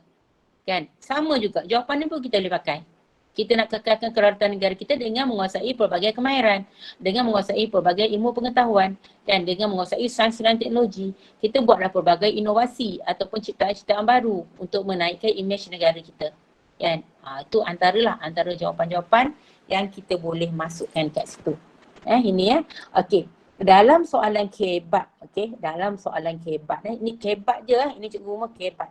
Dalam soalan KEBAT mesti cuba biasakan diri letakkan satu contoh dan juga inference. Kan? Mungkin cikgu kamu pun pernah menyebut mengenai fakta, huraian lanjutan, contoh dan juga inference. Kan? Jadi biasakan diri untuk letakkan inference. Mana kita nak cari inference tersebut? Mana kita nak cari inference tersebut? Okey, dia sebenarnya kalau katalah cikgu tunjuk contoh kalau untuk daripada sini daripada jawapan-jawapan yang diberi dekat sini mengadakan melahirkan rakyat yang bersatu padu sekejap. Okey. Antara inference yang kita boleh letak kat sini, mungkin kita boleh jadikan dia sebagai kemaskan sistem ni. Okey. Inference kat sini, mungkin cikgu boleh ambil sebagai F5 ni, cikgu boleh jadikan dia sebagai inference. So kita dah cerita semua sebagainya kan. Akhirnya bagi kesimpulannya, Macam tu kita kesimpulannya bagi mengelakkan pelibatan kuasa luar di negara kita ialah dengan apa? Kita mestilah bersatu padu. Tapi biasanya kalau influence lah cikgu bagi kat kamu satu. Influence ni biasanya cikgu akan bagi yang mana yang ni je. Kalau dalam aspek politik, ambillah untuk kedaulatan negara, kan, kedaulatan negara. Mungkin ambil kestabilan politik, mungkin ambil meningkatkan imej negara, imej negara, antaralah, kan, keamanan. Okey. Influence senang je. Influence ni sebenarnya bila kita cerita mengenai semua, kita cerita dia ada hubungan diplomatik. Kesan daripada situ apa? Kita ada hubungan diplomatik, hubungan serantau, kita pasal ilmu pengetahuan, kita apa lagi? Kita melahirkan masyarakat bersatu padu, kembangkan sistem pertahanan kita. Kesan dia apa? Kesannya, so kita akan kata kat sini lah kesimpulannya dengan adanya kesimpulan ni kita dapat mengelakkan pelibatan kuasa luar negara kita. Bagaimana kita boleh mengelakkan? Kesimpulannya dengan adanya dengan dapat mengelak pelibatan kuasa luar di negara kita akan dapat menjamin kedaulatan negara kita hingga kini. Itu adalah inference. So kesan daripada hubungan diplomatik, masa kedaulatan negara kita terjamin, maksud macam tu. Kesan daripada hubungan diplomatik akan membawa pada keamanan negara kita. Kesan pada hubungan diplomatik juga akan meningkatkan imej negara kita, akan meningkatkan kestabilan politik. Kita pilih salah satu je. Salah satu. Kadang-kadang soalan, mungkin dia kata bagaimana kita nak meningkatkan, contoh cikgu bagi, bagaimana kita nak bagaimana kita nak menjamin kedaulatan negara kita. Okey, bagaimana kita nak menjamin kedaulatan negara kita. Jadi kedaulatan ni dah ada dekat soalan, kan? Bagaimana kita nak hendak menjamin kedaulatan negara kita. Menjamin kedaulatan negara kita. Kedaulatan ni dah ada kat sini. Ni ada stok kita. Tak perlu lagi kita letak kedaulatan lagi. Apa yang kita ambil? Kita ambil yang lain, mungkin kita ambil keamanan. So jawapan inference kita akan ambil pada keamanan. Lepas kelas nanti cikgu akan snap balik inference, stok inference di dalam grup pasak sejarah tu. So kamu tengoklah dalam grup pasak sejarah tu nanti. So ada inference kat situ yang kamu boleh gunakan sebagai stok kamu. Okay. So cikgu rasa itu je untuk malam ni. InsyaAllah next kelas kita akan buat esok untuk 2 bab esok Itu cikgu dah bagi link link untuk grup Telegram tu. Esok waktu yang sama esok adalah waktu yang sama juga nanti cikgu akan blast dekat grup. So esok kita akan buat bab 5 dengan bab 6. Lepas tu bab 7 dengan bab 8, bab 9 dengan bab 10. Okay, so jumpa lagi. InsyaAllah kita jumpa lagi kelas kita pada esok hari. Okay, terima kasih semua. Assalamualaikum. Selamat malam. Cikgu. Okay. Cikgu. Sama.